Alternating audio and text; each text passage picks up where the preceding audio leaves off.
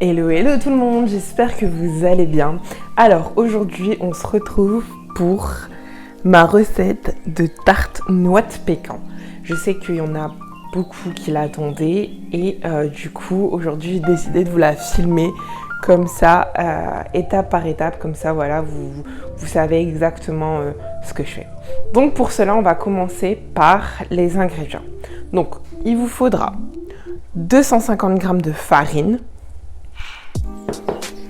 50 g de sucre glace, 125 g de beurre. Alors, dans la recette, dans la recette d'une pâte sablée, vous devez avoir du sel. Moi, ce que j'ai fait, je me suis pas cassé la tête. J'ai pris du beurre demi-sel. Ensuite, une cuillère en plus de farine, un œuf. Et pour donner vraiment le goût, je vais rajouter un sachet de sucre vanillé, de la gousse de vanille en poudre et de l'arôme vanille. Donc, tout d'abord, je vais venir tamiser ma farine.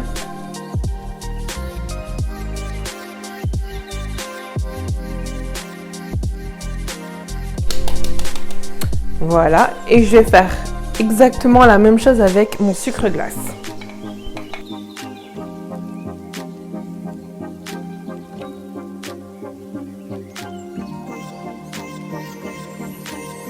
Ajouter mon sachet de sucre glace. Voilà. Et une autre chose, quand vous faites votre recette, prévoyez toujours un plat que vous n'allez plus du tout utiliser ou que vous n'utiliserez pas pour mettre tout ce qui est vos déchets. Comme ça, encore une fois, votre plan de travail reste toujours propre. Ensuite, je viens ajouter mes graines de vanille. Voilà. Et ma vanille liquide. Il faut savoir que j'aime beaucoup le goût de vanille en fait dans les pâtes à gâteau. C'est pour ça que on y va. Une fois que tout ça est fait, je viens ajouter mon beurre.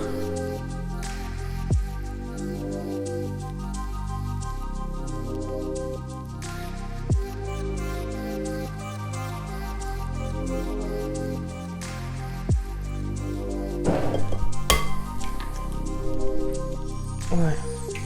Pareil, on y va franco.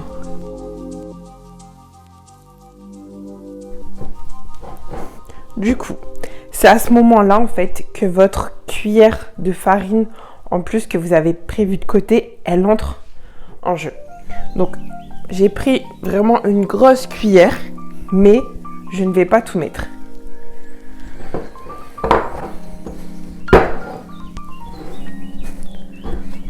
En fait, ça dépend encore une fois du type de farine et comment elle absorbe. Donc là,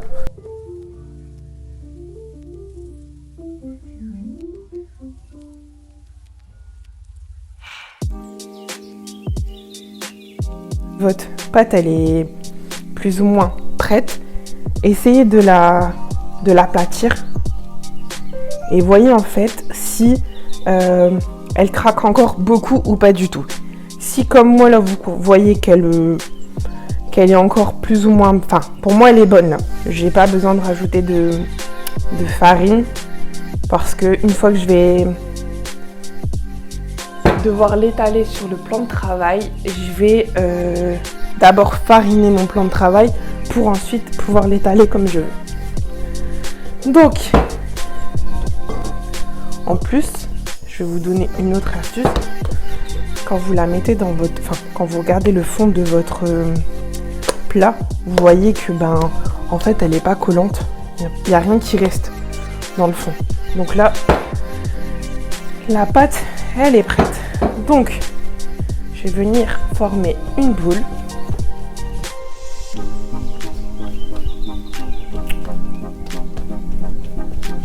Voilà.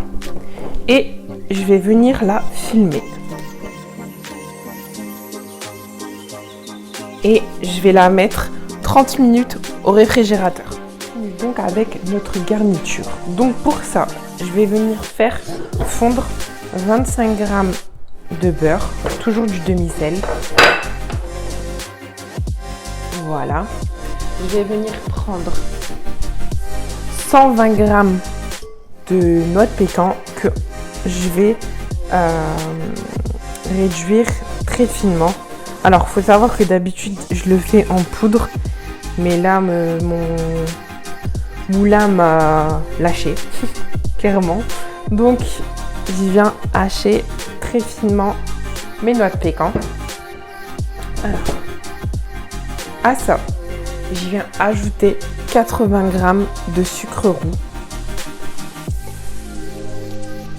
Voilà. Et je mélange. Voilà. Ensuite, mon beurre. Voilà.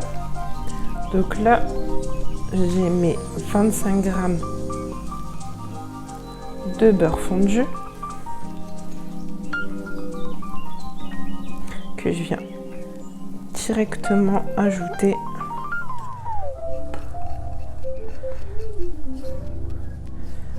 à mes ingrédients secs. Voilà. Donc, je mélange. Voilà. Ensuite, ça, je le mets de côté et je vais venir m'occuper de mes œufs. Donc,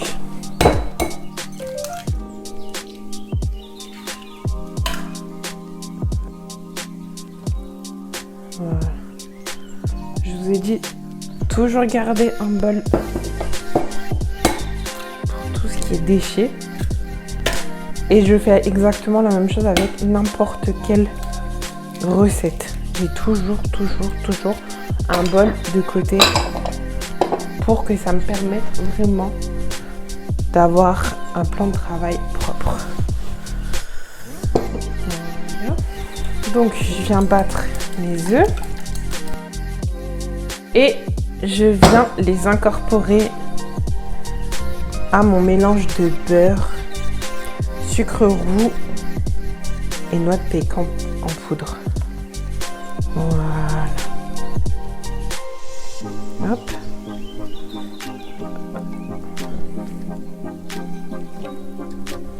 Voilà. Et pareil pour ma vaisselle, j'essaie vraiment de tout rassembler ensemble pour que ce soit beaucoup plus facile à débarrasser, nettoyer, ranger par la suite. Et ensuite, je viens ajouter 200 ml de sirop d'érable. À savoir, vous avez le choix, soit vous utilisez du sirop d'érable, soit vous utilisez un sirop à pancake.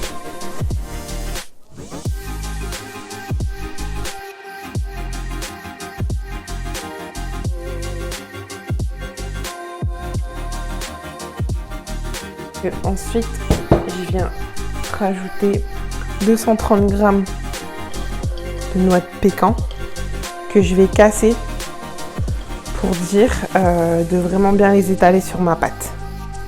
Donc, mon appareil est prêt. Voilà. Maintenant, je vais venir m'occuper de ma pâte. Alors, pour ça, je vais enfariner légèrement mon plan de travail. Voilà. Voilà. Et je viens étaler ma pâte.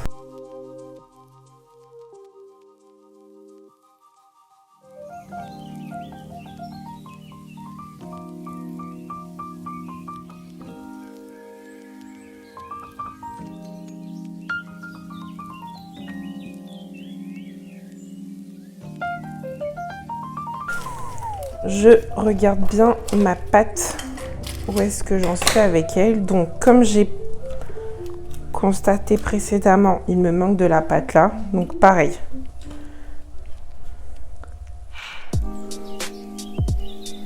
je vais venir compléter le tout.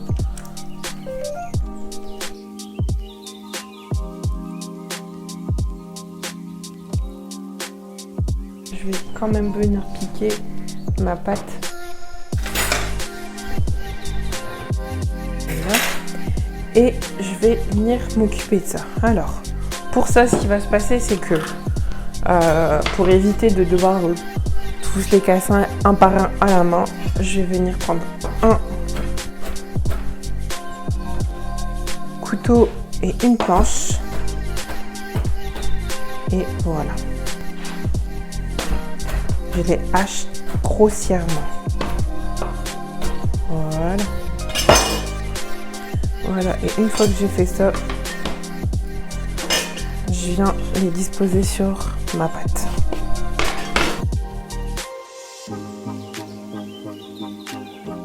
Enfin vraiment, faut vraiment essayer de l'étaler, enfin de les étaler, pardon, vraiment partout sur votre pâte.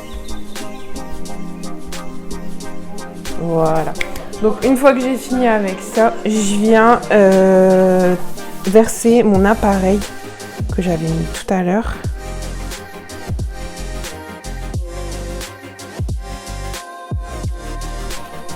Voilà. Impeccable. Voilà.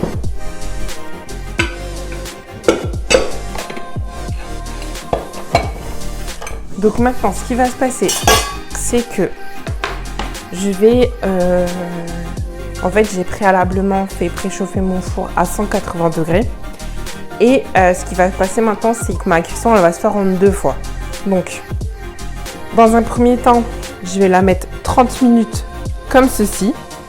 Et au bout de 30 minutes, je vais venir la couvrir d'une feuille d'aluminium.